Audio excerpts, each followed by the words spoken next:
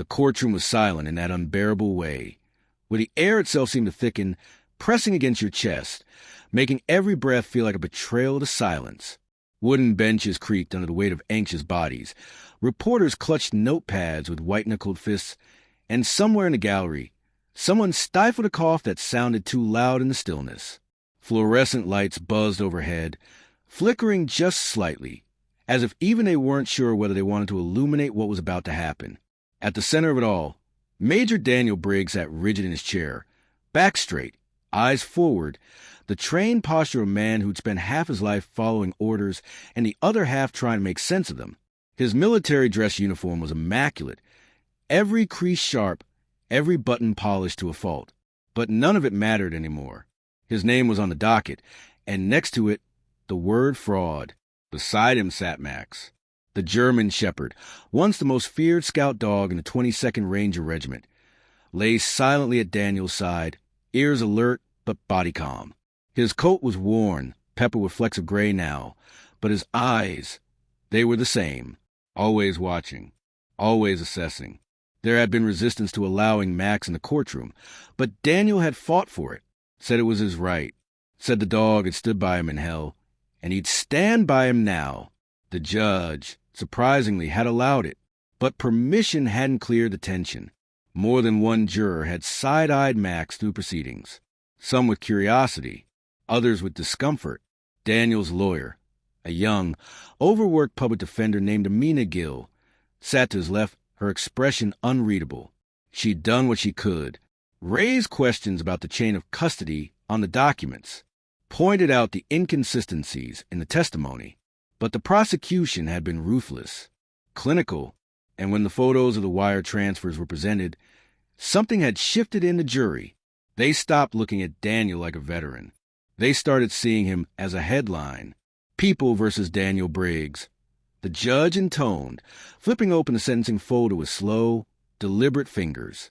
His robe shifted as he leaned forward slightly, scanning the courtroom before letting his gaze settle on Daniel. Major Briggs, you've had your chance to speak. The jury has found you guilty. Today, I am to deliver your sentence. Daniel didn't flinch, didn't blink. He kept his eyes on the judge, but he could feel Max beside him, the subtle shift in the dog's breathing, the way his head tilted ever so slightly, ears flicking toward the back of the room. No one else would notice it, but Daniel did. He'd spent enough time in combat zones to know what tension smelled like, what silence felt like just before something exploded.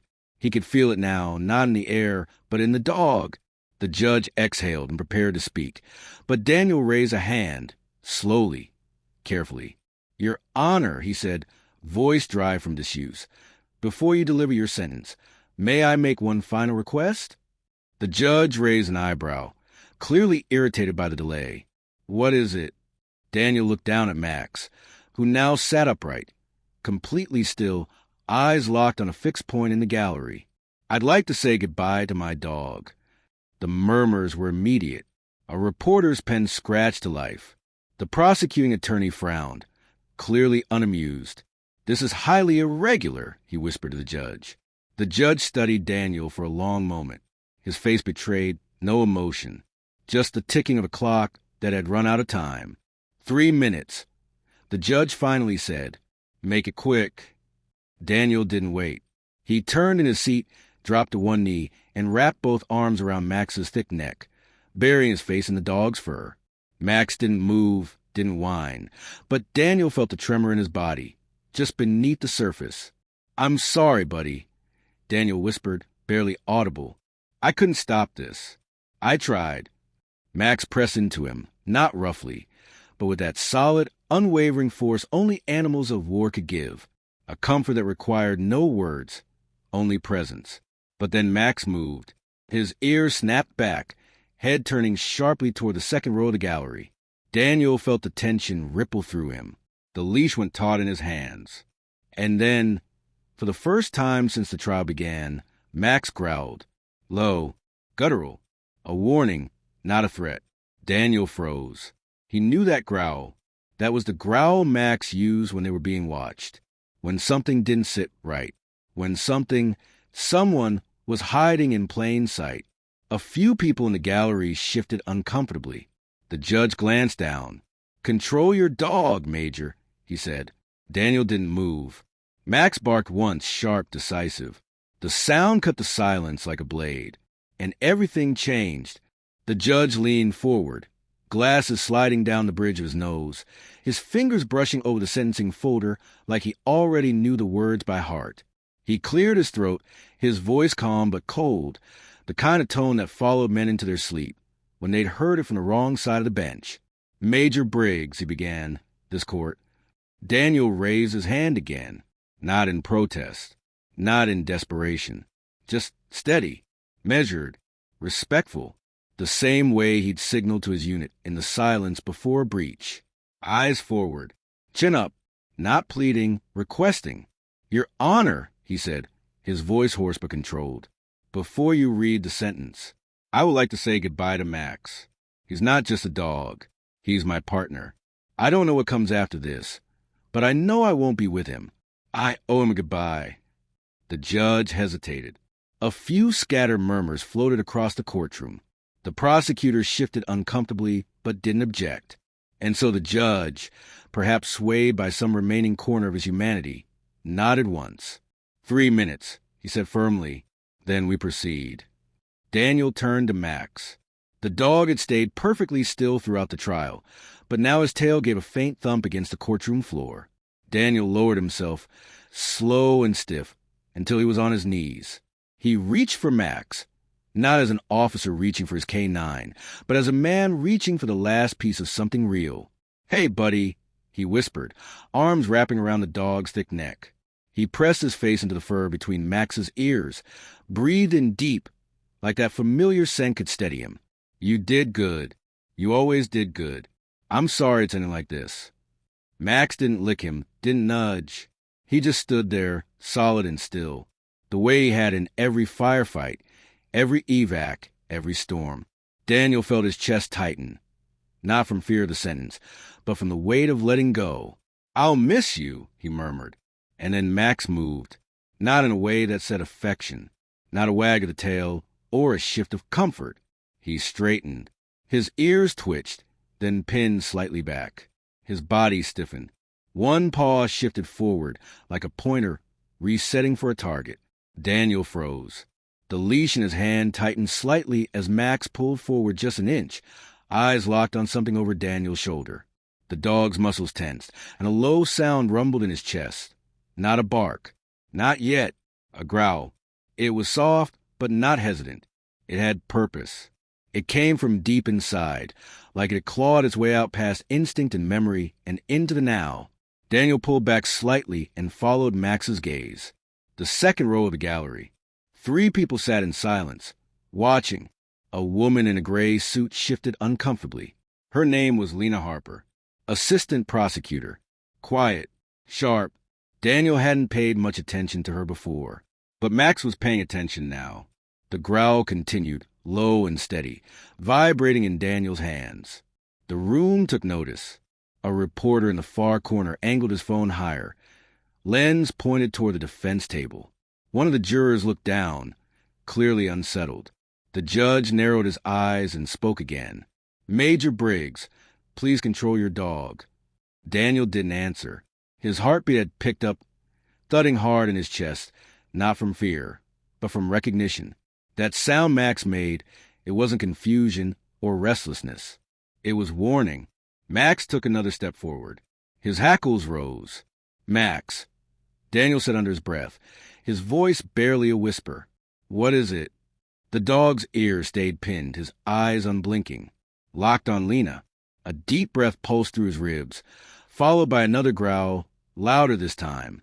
The silence in the room broke. A murmur, then a shuffle of feet. The prosecutor leaned toward the judge. This is out of line," he said. "The animal's behavior is making people nervous." "Then perhaps we should ask what he's nervous about," Daniel muttered, more to himself than anyone else. But the judge heard him. "Mr. Briggs." Max barked. Once. Loud. Sudden. Commanding. The sound hit the courtroom like a gunshot. A woman gasped. One of the bailiffs stepped forward instinctively. And Lena Harper, Her eyes flinched, just for a moment, barely perceptible. But Max saw it. He barked again. "Major Briggs," the judge said, rising now, voice full of tension. I said, "Control your dog." But Daniel wasn't moving. He was staring at Lena. And Lena had started to sweat. Max's nose twitched. His head tilted. He barked a third time. Daniel stood slowly, his hand still wrapped around the leash. Max didn't resist. He was waiting now, poised, still, but not calm. Daniel turned to the judge. "I think we need to ask Miss Harper what she's hiding," he said. Max let out one more low growl, and the room held its breath. Max's growl deepened, reverberating low and steady like the quiet before a mortar strike. Then, with a sudden inhale that pulled tight across his ribs, he barked, short, sharp, and deliberate. Not the aimless bark of a distracted dog. This was something else. Something trained. Something from the field. The sound cracked through the courtroom like a rifle shot. It bounced off marble columns and wooden benches, and ricocheted into the stillness like a warning bell. It wasn't angry. It wasn't fearful. It was intentional. Daniel stiffened, tightening his grip on the leash instinctively. "Easy, Max," he murmured. But Max didn't even flick his ears at the command. His attention was locked forward, his muscles coiled. His entire frame shifted into that stance Daniel hadn't seen since their last tour together. Head low, weight forward, body tight like a spring. Eyes fixed. Daniel followed the line of that gaze, straight toward the second row. Lena Harper, the assistant prosecutor, sat frozen, lips parted slightly, her hand still holding the corner of her notepad but not writing. Her spine had straightened, jaw clenched just a little too tightly, and though her face tried to hold composure, Daniel saw it. The flicker in her eyes, a hesitation, a tiny, fractured crack in the mask. Max barked again, louder this time. People flinched. The sound wasn't noise, it was alarm. Signal. Daniel's throat went dry. He knew that bark, that tone. It was the one Max used when they were walking a narrow path in Canar and smelled sea, for buried beneath sand. It was the bark that once saved a convoy from rolling straight into an ambush. It was the bark of certainty. "Mr. Briggs, control your animal," the judge snapped, voice sharp with authority but tinged with something else. Something like fear. His gavel hovered midair, not yet striking, waiting to see if this was something worth silencing or something that needed to play out. Daniel didn't respond. Couldn't. Every instinct in him was screaming that something wasn't right, that Max wasn't misbehaving. He was alerting. Max didn't wait. With one violent jolt, the leash ripped free from Daniel's hand. The snap of the collar echoed like a whip, and Max was moving. Not fast, not lunging, controlled, tactical. He bounded over the wood rail, separating the gallery from the court floor, claws clattering against polished tile as his powerful frame landed cleanly in front of Lena Harper. The crowd erupted in gasps and confused shouts. A security officer began to step forward, but stopped when he saw the dog wasn't attacking. Max wasn't snarling. He wasn't baring his teeth. He was staring at her, unblinking, posture hard, tail stiff. Another bark, so loud it made Lena flinch and knock her notepad off her lap. From the bench, the judge's voice cracked like thunder. "Bailiff, restrain that animal now." Max barked again, but his body remained rooted. His nose suddenly dropped, pressing into Lena's leather handbag, which she tucked against the side of the bench. His tail twitched once. Then he growled again, louder, fiercer, the sound rippling down his back like a wave of warning. Lena reached for the bag. "Don't touch that," Daniel said from across the courtroom, stepping forward. His voice wasn't loud, but it cut through the noise. "Let the dog finish." She froze. Her hand trembled in the air. Max pawed at the bag, then bit the zipper and pulled. The sound of tearing teeth through leather tore through the room, followed by a soft thump as something fell out. An envelope. Yellow. Unmarked. Thick. The bailiff hesitated, glancing at the judge. The judge gave a nod. The envelope was retrieved and handed to the bench. The judge held it in his hand a moment too long, staring at the seal as if it might bite. Then he peeled it open slowly, pulling out a handful of documents. Legal printouts, wire receipts, emails. His eyes scanned one of the pages, and something in his jaw shifted. This was never submitted as evidence, he said slowly. Daniel took a step closer. Because it was hidden, Max had gone silent again. Sitting now beside the empty handbag, eyes locked on Lena, unmoving. The tension in the room thickened with every breath. Lena stood, suddenly, too fast. Your Honor, this is being blown out of proportion, she said, her voice tight, like piano wire stretched to the snapping point. That's not. Those were placed there without my... Max barked again. Not at her, at what was in the envelope. And now, the entire courtroom wasn't watching Daniel. They were watching her.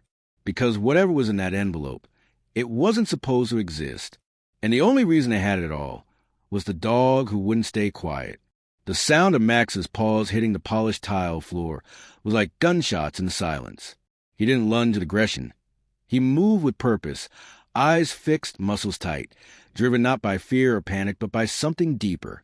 It was instinct sharpened by training, by experience, by years of sniffing out bombs buried beneath sand and secrets buried beneath silence. He wasn't reacting. He was responding. Lena Harper barely had time to stand before Max leapt onto the bench beside her. Gasps spread like wildfire through the courtroom. Some people rose instinctively. Others simply froze, mouths parted, not breathing. The judge's gavel slammed once, then again. But even that heavy wooden crack couldn't compete with what happened next. Max's teeth clamped onto the leather briefcase, sitting next to Lena's chair. She tried to grab it, fingers reaching out in a desperate motion, but the dog was faster. He yanked the bag down with a single tug, dragging it onto the courtroom floor and tearing it to the side with sound that cut deep, like truth ripping through lies. Get that dog under control, the judge barked, but no one moved. Not the bailiffs, not the prosecutor, not even Daniel, because in the space of that breathless moment, something small and yellow slid across the floor, stopping in the open light in front of the bench. An envelope, thick, worn at the edges. No markings, no labels, just a heavy silence sitting on top of it like a stone. Max stepped back, Saturday, and stared at it. Lena's face drained of color. Her composure cracked in real time, too fast for her to catch it, too late to repair. She bent forward, hand half extended toward the envelope. Your Honor, she said quickly, too quickly. That's personal. It's not related to this case. Ms. Harper, the judge cut in, voice firm and rising. Return to your seat. But that is not a request. Her hand fell back, fingers twitching at her side. A bailiff approached cautiously, picking up the envelope like it might burn through his gloves. He looked at the judge, who gave a terse nod. The envelope was placed gently onto the bench. The judge opened it slowly, unfolding the flap with a kind of ceremonial finality. It felt like the courtroom had stopped breathing. Every eye was on that bench, every thought suspended in midair. He reached inside, pulled out papers. The rustle of them sliding free from the envelope was strangely loud. Daniel leaned forward slightly, his eyes narrowing as he tried to make out the top page from across the room. The judge read in silence. First one sheet, then another, then another. His face didn't move, but something behind his eyes shifted. The kind of shift that happened when a man was recalculating the weight of a decision he'd already made. He looked at the next document, then slowly set it down. Wire transfers, signed affidavits, digital correspondence. Each sheet heavier than the one before. Then he found the memo. He paused at that. Read it once, then again, his lips pressed together in a hard line. And finally he looked up. Ms. Harper, he said, voice low and firm. Approached the bench. Lena hesitated, eyes flickering toward the envelope, then toward Max, who still sat motionless, stone still, gaze locked on her like he was waiting to see what her next move would be, waiting to see if she'd run. She didn't, but she walked slowly, every step as if she were dragging invisible chains. She stopped in front of the judge. He didn't speak right away, just handed her one of the papers from the envelope. She glanced at it, blinked, tried to speak. I don't know where that came from. The judge's voice cut clean through her protest. Then you won't mind explaining it. In chambers. Under oath. Murmurs rose like a tide in the courtroom. The prosecutor beside her suddenly sat straighter, adjusting his tie like he didn't want to be too closely associated. The bailiff who'd picked up the envelope moved to stand beside Lena now. Daniel's heart pounded in his chest. He didn't know what exactly had been in that envelope, but he knew enough. He saw the change in the room, the shift in power. He'd been on enough battlefields to recognize when the enemy line was breaking. The judge turned toward the gallery. "This court is in recess," he said. Effective immediately. The gavel came down. Max stood. Daniel exhaled for the first time in minutes. And somewhere deep in the courtroom, beneath the layers of silence and law and protocol, the truth had started to bleed through. The judge's chambers were quiet. Too quiet. The kind of quiet that follows after a detonation, where everything is still standing, but the dust hasn't settled yet. Papers lay spread across the mahogany desk. The yellow envelope opened like a wound that refused to close. Outside, the courtroom had been cleared, and the murmurs of stunned onlookers had been replaced with a mechanical hum of central air and the heavy tick of the wall clock. The judge's fingers traced the edge of one page slowly, eyes narrow behind thin-rimmed glasses. He wasn't reading anymore. He was rereading, recalculating, rebuilding an understanding that had, just an hour ago, seemed so certain.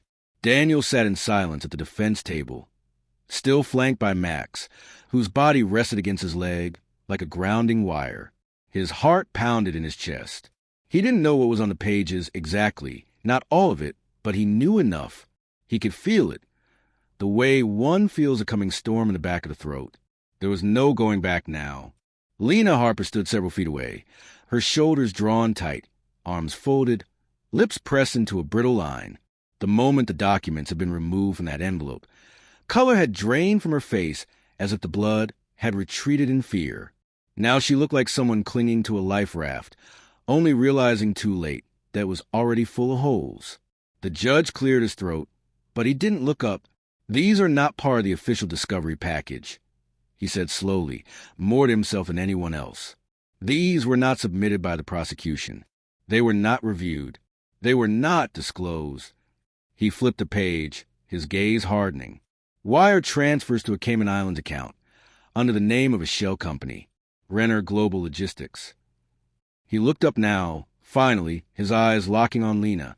"Your name appears on a routing order as the internal verifier." I was told those documents were confidential," she said, her voice cracking slightly. "I didn't know what they meant. I wasn't told to include them." Daniel's voice cut through the room like a blade. Didn't know what they meant, or didn't want anyone else to? Lena flinched. The judge continued reading, more quickly now, the rhythm of his breath shifting with every page he turned. There were scanned contracts between a private military contractor and a U.S. Army procurement division. Contracts Daniel had never seen, but that bore his forged digital signature. The figures were astronomical. And then came the memo, a single sheet of paper, handwritten, no letterhead, no formal introduction, just two names, Major Daniel Briggs, General Kyle Renner. Daniel's lungs locked. The judge paused and read aloud. "He doesn't know, and he won't. I'll take care of it. Just keep the trail clear until the audit is over. He'll be the perfect fall guy if it comes to that. Everyone loves a disgraced soldier." Silence followed. Max let out a slow, low exhale, as if sensing the gravity of the words. Daniel stared straight ahead, jaw clenched. That memo, it was a nail in the coffin, but not his. It was proof that what he'd suspected all along wasn't paranoia, wasn't some trauma-fed delusion. It was real. They had set him up. They had known exactly what they were doing. And General Kyle Renner, his former commanding officer, a man who had once pinned a silver star to Daniel's chest with his own hand, had orchestrated it. The judge stood abruptly, pacing a few feet toward the window, holding the memo like it might burst into flames if he loosened his grip. He turned back toward Lena. "Where did this envelope come from?" I don't know," she stammered. "It was just in my bag. I never saw it before today." Max growled. "Just once." The judge raised an eyebrow. "The dog seems to disagree." Daniel couldn't help but glance at Max, who had gone rigid again, head high, staring directly at Lena with that unblinking gaze. The courtroom might have been empty, but this was a trial now. No jury, no performances, just truth, finally clawing its way to the surface. The judge sighed heavily and moved back to his chair. "This changes everything," he said flatly. "I'm calling a recess on this trial, effective immediately. We are halting sentencing. There will be an emergency evidentiary hearing scheduled within the next 48 hours. He looked down at the documents, then back at Daniel. His tone softened just slightly. "It appears, Major Briggs, that you may have been telling the truth all along." Daniel said nothing. He couldn't. His throat burned and his hands trembled, just barely, not from weakness, but from the flood of adrenaline, from the raw realization that vindication might be real, that Max had seen what no one else could, that the war wasn't over. It had just changed locations. As the judge rose to leave the room, Lena stood rooted in place, eyes glassy, mouth half open. The bailiff stepped toward her, waiting for instruction. Max finally sat, tail curled neatly, eyes still fixed like a statue carved to vigilance. Daniel placed a hand on his back and whispered, "Good boy." The silent evidence had spoken, and it had changed everything. The room buzzed with a tension that couldn't be silenced. It pulsed through the courtroom like static after a lightning strike, invisible but charged, hanging thick in the air. Whispers bounced between rows, bouncing off the walls and returning twice as loud. Reporters flipped notepads and leaned forward with hungry eyes, pens scribbling what little they understood of what had just unfolded. A courtroom that had once been settled on a single narrative, guilt, now sat cracked open, bleeding uncertainty. At the bench, the judge remained standing, one hand braced against the armrest of his chair, the other holding the top page of the memo as if its words had weight. His mouth was tight, not shocked. Judges rarely show that much emotion, but unsettled. The document from the envelope lay spread before him like puzzle pieces, revealing an image no one was ready to see. Max sat calmly at Daniel's side now, his body relaxed, tongue hanging slightly as if the storm had passed. Not triumphant, not excited, just quiet, focused, purpose fulfilled. Daniel didn't move. He sat still, eyes on the bench, every muscle coiled in that familiar combat tension. Not because he was ready to fight, but because he didn't trust peace just yet. In war zones, the quiet after a firefight was never safe. It was when the ground betrayed you, when enemies circled back, when something unfinished came clawing back into view. He felt that now. The judge set the paper down with deliberate care. He looked out across the courtroom, his gaze sweeping over the seats where the jury had once sat, the press row, the prosecution's table, now notably absent Lena Harper, who stood frozen near the side wall, flanked by two bailiffs. "This court," he said, his voice sharp and clear, "will enter immediate recess." There was no gavel slam this time, just those 6 words, heavy and sharp. He didn't look at Daniel, didn't look at Lena. He turned and exited to the side door, paper still in hand, his robe sweeping behind him like a closing curtain. The buzz in the room spiked instantly. Voices rose in clusters. The sound was no longer respectful curiosity. It was chaos restrained by court etiquette. A bailiff near the gallery barked for silence, but no one truly heard him. The foundations had shifted. The narrative had flipped. A man who had walked in a convict was now something far more dangerous. A question mark. 2 uniformed deputies approached the defense table. One gestured to Daniel. "Major Briggs, come with us." He nodded, standing slowly, never breaking eye contact with Max. The dog followed the motion with his eyes, but didn't move. Daniel didn't speak until he was close enough to kneel beside him. The leather leash was still clutched in his hand, slack now, as if it was no longer needed. "You found it," Daniel whispered, barely more than a breath. "You found what they hid." Max didn't respond with a bark or a tail wag. He didn't need to. He simply leaned forward, touching his nose gently to Daniel's hand, then sat back down, posture proud, eyes tracking the room. The deputies led Daniel toward the side exit, but this time he wasn't being marched out in shame. This wasn't the walk of the condemned. It was something else. There was no jeering from the gallery, no applause either. Just eyes, dozens of them, wide and unblinking. They were no longer watching a criminal. They were watching a story change shape in real time. As Daniel stepped out, he cast one last glance back at the courtroom. Lena hadn't moved. Her arms were still crossed, tight against her chest, her face locked in a pale, confused mask. A bailiff leaned in close to her, murmured something, and she nodded slowly, like her bones might break if she moved too fast. They led her in the opposite direction, toward the judge's chambers. Daniel felt a strange calm settle into his chest as he was led to the cold back hallway, past rows of closed doors and flickering overhead lights. The kind of calm that came not from resolution, but from clarity, from finally knowing. The hole in the case, the missing piece he'd pointed to again and again, had been real, and had been buried deliberately, by people he'd once eluded. They reached the holding area. The metal door buzzed open with a cold mechanical sound. He stepped inside, sat down on the metal bench, and stared at the concrete wall like it might give him answers. He was back in a cell, but the weight on his chest wasn't as heavy. There was no verdict today. No bar slammed shut behind him with finality. Just a pause. A breath held mid-sentence. Outside, the courthouse moved like a disturbed hive. Reporters circled. Phones rang. Statements were prepared, and people with ties to General Kyle Renner likely felt the tremor ripple through their corridors. But inside that holding cell, Daniel sat quietly, waiting, because he knew the silence wouldn't last. And neither would the lie. The holding cell was silent, save for the steady buzz of the overhead fluorescent light and the occasional distant clang of a metal door being opened or shut somewhere else in the building. The concrete bench beneath Daniel was cold and unforgiving, the kind of discomfort you get used to if you've ever spent nights sleeping on armored steel in the back of a transport. He'd been there for an hour now, maybe more. Time didn't matter here. Only the truth did. He sat with his back against the wall, elbows resting on his knees, staring at the floor like it might shift and show him something new. But all he saw was the same old pattern, gray, speckled, stained from years of footsteps and confessions. Max wasn't with him now. That was the hardest part.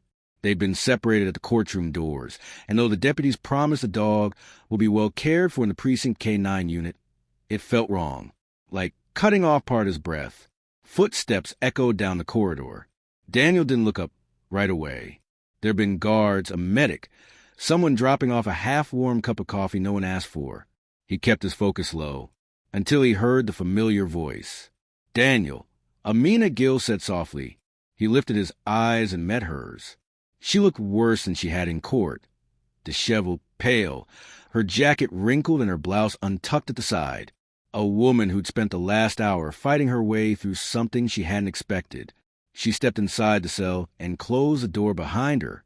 No notebook, no briefcase, just raw eyes and the truth she hadn't been able to speak out loud in front of a judge. Someone tried to bury you, she said, and Max just dug him up. Daniel's jaw tightened, but he didn't speak. Amina exhaled and leaned against the opposite wall, folding her arms, but not for comfort, more like she was trying to hold something in. It was real, she said. Everything you said. The missing files, the forged signatures, the payments. That envelope didn't come out of nowhere.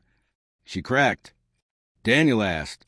Amina nodded, then added quietly, just barely, right now she's in a room with 2 federal agents and the judge. She asked for a lawyer, but before she did, she gave up a name. Daniel didn't breathe. She said she was ordered not to include the documents in discovery, that she was told to bury them, that no one would question it because the case would never get that far. She said she didn't even read them at first. He didn't need to ask who she was. Lena Harper's face was still burned into his memory, tight-lipped, eyes flinching every time Max looked at her like he was peeling back her defenses with a glance. What name? Daniel asked, the words coming out like sand. Amina hesitated. Then she spoke. General Kyle Renner. It wasn't a surprise, but it still hit like a punch to the gut. Daniel leaned back against the wall and let the name settle into the space between them.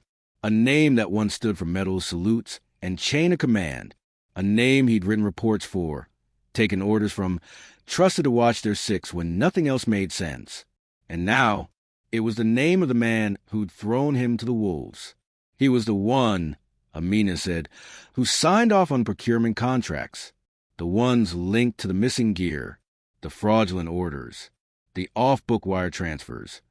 Daniel nodded slowly. He sent us into that blackout zone. Max and I, 6 others. We were told it was a recon sweep, simple extraction. But there was nothing there. No targets. Just wreckage. He paused. But someone got paid. Amina lowered her eyes. That envelope? It has a memo. Handwritten. Renner's initials. It names you.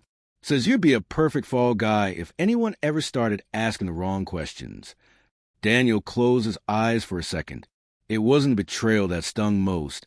It was the precision of it. How cleanly it had been orchestrated. How little effort it had taken to paint him as the problem. The irony was almost poetic. A man trained to detect threats had become one simply because he noticed something off. Max knew, Daniel murmured. What? Amina asked.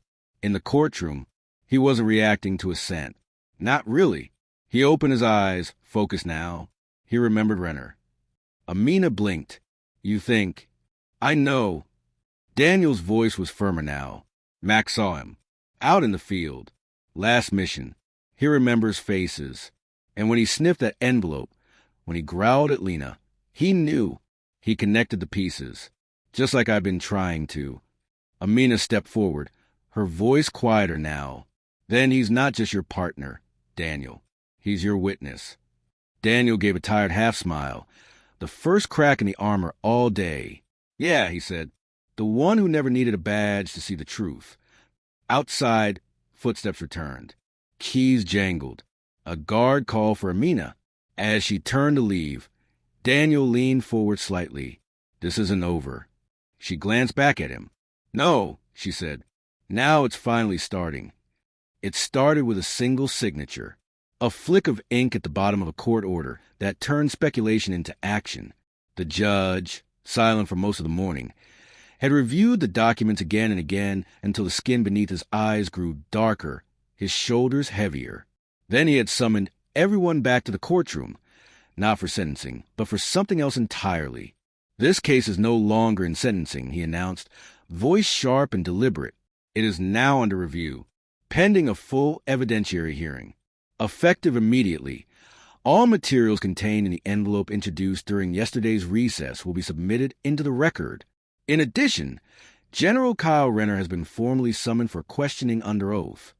No one breathed. The name didn't just echo in the room. It dropped like a hammer, reverberating through marble and nerves. General Kyle Renner wasn't just some high-ranking officer. He was a symbol, a fixture of post-war politics and private defense. He sat on advisory boards. He shook hands with senators. He inked deals behind closed doors and wore a smile that belonged more to lobbyists than soldiers. And now, a subpoena bore his name. It was the kind of legal shot fired across the bow of power itself. One that didn't just call a man to court. It dared him to pretend he wasn't accountable to it. But Renner didn't show. Not that day. Not the next.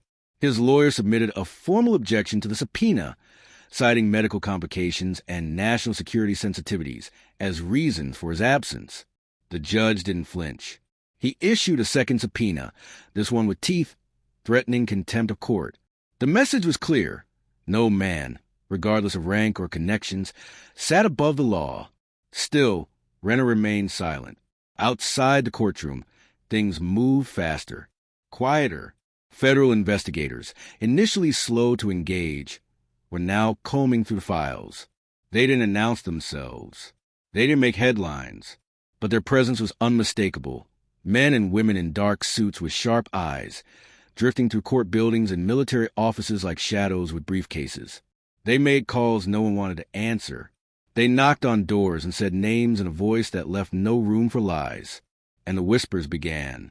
In back halls of the courthouse, in offices tucked behind long-forgotten corridors, in the parking lots where junior officers met with former colleagues off the record, the whispers grew louder. about black-budget operations that disappeared from military ledgers, about gear that was ordered and paid for but never arrived, about soldiers sent into zones that no longer existed on the map, sacrificed for plausible deniability. Daniel heard them, too, from the holding room, where the walls were just thin enough to catch a passing conversation. From Amina, who slipped him fragments of what she'd learned after each court appearance. From Max, whose instincts still burned, whose eyes followed every unfamiliar face with a quiet precision no one could deny anymore. They were no longer just trying to exonerate a man. They were chasing something bigger now. Something older than one trial. Corruption wasn't a person. It was a shadow, and Renner had stood at the center of it for years. He was the architect, the voice behind the orders, the man who built the scaffolding around his empire, using trust as a smokescreen. He didn't need to fire a weapon. He just needed a pen, a phone call, a silence paid for in contracts and promised promotions. And when something went wrong, when questions started to rise like smoke, he pointed toward a soldier already damaged by war, one who wouldn't be believed, whose trauma would make his cries sound unstable. Daniel had been that distraction, that scapegoat, until Max tore through the illusion. Now the illusion was crumbling bit by bit, and in its place came pieces of conspiracy far greater than anyone in that courtroom had expected. Private military contractors, offshore accounts, meetings that never made it to official logs, testimonies recanted in exchange for promotions, and one quiet truth: the war had never really ended. It had just changed form, and in that quiet, beneath fluorescent lights and court transcripts, sat the man they tried to erase. Daniel didn't feel vindicated. Not yet. The truth was only beginning to rise, like a body once buried clawing its way to the surface. But he saw it now clearly, just how deep the rot went, how high, and how much further they still had to go to bring it all down. The courtroom filled fast, faster than it had for the initial trial. News vans lined the street like vultures with antennas, reporters circling the entrance as if something sacred or scandalous was about to crack open. Inside, the gallery buzzed with a different kind of tension now. Not the quiet discomfort of people expecting guilt, but the electric hum of a country holding its breath. When General Kyle Renner entered, he didn't slink in like a man burdened by guilt. He walked like he still owned the ground he stepped on. Shoulders square, chin high. He wore a civilian suit, like it was battle dress, tailored, perfect, pressed, accompanied by a legal phalanx. 3 attorneys in sharp ties and colder eyes. Renner gave a curt nod to the judge as he sat. Not respectful, calculated. The kind of nod that said, "I know how this works, and I'm already 3 steps ahead." Daniel watched from his seat, wrists free now, but body still stiff with memory. He didn't blink. He didn't move. Max sat beside him, silent at first. But the moment Renner stepped into the room, before a single word was said, before a paper was passed or a question asked, Max growled. It wasn't loud, but it was deep, a sound born from memory, from desert heat and dust-blown missions, from instincts forged under fire. Max didn't growl at shadows. He growled at threats. Renner paused for just half a second, barely perceptible, but enough. His eyes flicked toward the dog, then away. Dismissive, arrogant. Max didn't stop. He stood, body tight, ears pinned, that sound rolling low from his chest like a storm refusing to stay behind the clouds. "Control your animal," one of Renner's attorneys snapped. But the judge didn't speak. He was watching, listening, just like everyone else. Max stepped forward once. Daniel reached out instinctively, not to stop him, but to ground him. Max felt the touch and halted. But the growl stayed, echoed, measured, intentional. Renner gave a short, bitter laugh. "Still trained for theatrics, I see." Daniel's voice was steady. "He remembers you." The judge raised a hand, cutting off any reply. "Enough," he said. "Let's begin." A federal investigator stepped forward. Older, gray hair. A man who didn't speak unless the words mattered. He carried a file, one that had been locked down for the past 72 hours. He opened it slowly, as if to underline the weight of what was about to follow. "Your Honor," he began. In response to the documents recovered from the courtroom and the subsequent investigation, we've compiled a report that details significant misconduct, criminal fraud, and national security violations tied directly to General Kyle Renner. The room was silent. This isn't just about one forged signature or one missing contract. This is about an orchestrated cover-up spanning 3 years, involving billions of dollars in private military contracts, falsified mission reports, and deliberate use of an active duty officer as a scapegoat to protect a classified operation gone wrong. He handed the judge a stack of files. One by one, copies were passed to prosecution, the defense, and, reluctantly, to Renner's table. Max sat again, still growling, but softer now, more like a warning that had been delivered. The investigator continued. In 2018, Major Daniel Briggs and his K-9 partner were sent into a recon zone that intelligence later confirmed was already compromised. Burned for a reason. Renner had authorized the operation, not to retrieve intel, but to justify the loss of equipment that had been redirected. Equipment that never existed on any official record. A shell mission. A smokescreen. Daniel felt the blood drain from his hands. They were never meant to succeed. If they died, the report closed. If they lived, he didn't need to finish. Everyone in the room understood. Renner leaned back in his chair, jaw tight, but not surprised. He'd rehearsed for this, trained for this. He folded his hands together like he was still in control. The judge didn't buy it. "General," he said, "do you deny these findings?" Renner opened his mouth, but his attorney placed a hand on his arm and shook his head. "No comment at this time," the lawyer said. The judge nodded slowly. "In that case, this court is moving to an emergency session to deliberate charges of perjury, obstruction of justice, fraud, and conspiracy against General Kyle Renner." The words echoed. National news anchors were already scrambling to rework their headlines. This wasn't just a military case anymore. It was scandal, right at the highest levels, spilled into public view. The kind of case that didn't just ruin reputations. It unraveled institutions.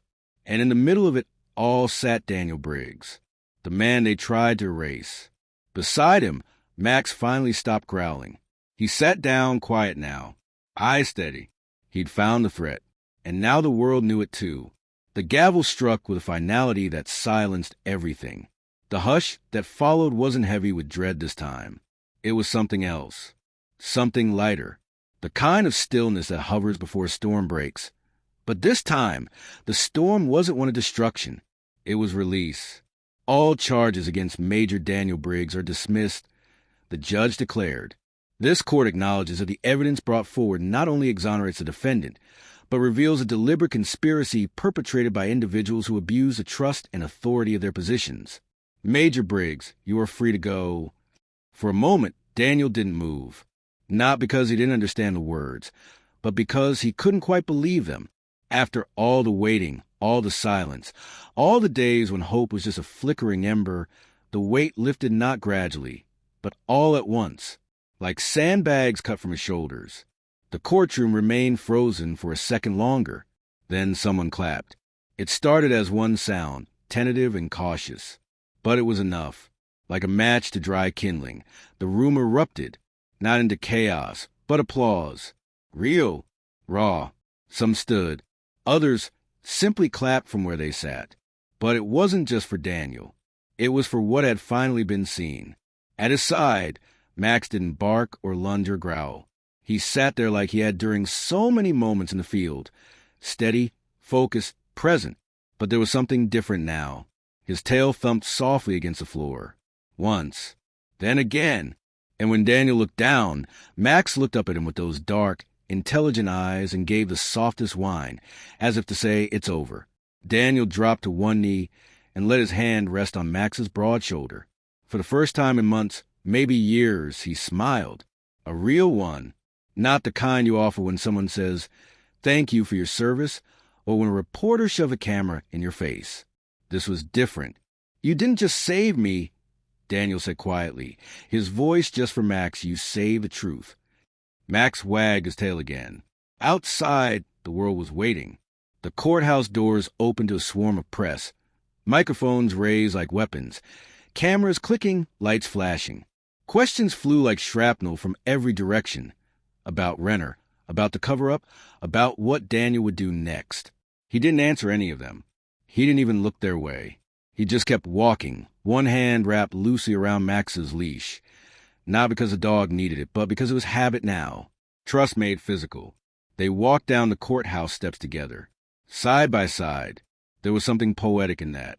In the image of a soldier once branded a traitor, walking free with the only one who had never doubted him, the only one who had remembered. Because when everyone else had buried the truth in red tape and silence, Max had remembered. The scent, the face, the fear in that forgotten hallway.